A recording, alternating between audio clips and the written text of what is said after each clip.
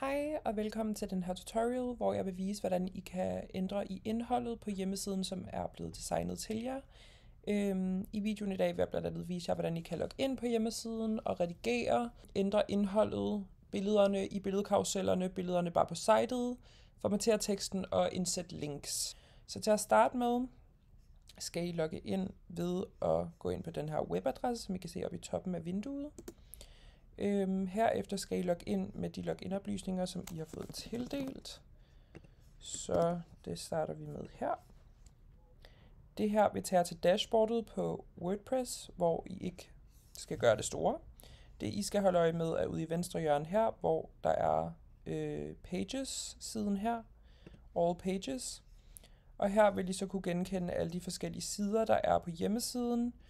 Til eksempel i dag vil jeg redigere i ansvarlighedssiden, så I går bare ind under med musen her, klikker Edit with Elementor, som er redigeringsprogrammet, der er blevet brugt til at skabe jeres hjemmeside. Lige hurtigt layoutet her, kan I se ude i højre her, er der en Structure panel. Det her er basically bare for, at man kan se de forskellige lag af felter og komponenter på hjemmesiden.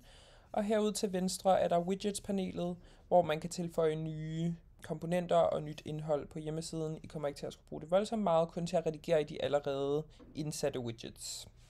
Og her i midten kan man så bare se et preview af hjemmesiden og redigere i den mere hands-on her i midten. Og til sidst heroppe i højre side er der Preview Changes, det her lille øjenikon, hvor at man kan se i fuldformat, hvordan ændringerne på hjemmesiden kommer til at se ud. Det vil I skulle bruge, når I laver ændringer, for at sikre jer, at hjemmesiden stadig ser æstetisk pæn ud. Og her til højre for det ser I Publish-ikonet, som I skal trykke på for at gemme ændringerne til hjemmesiden. Man kan eventuelt også trykke på pilen herude til højre, Save Draft.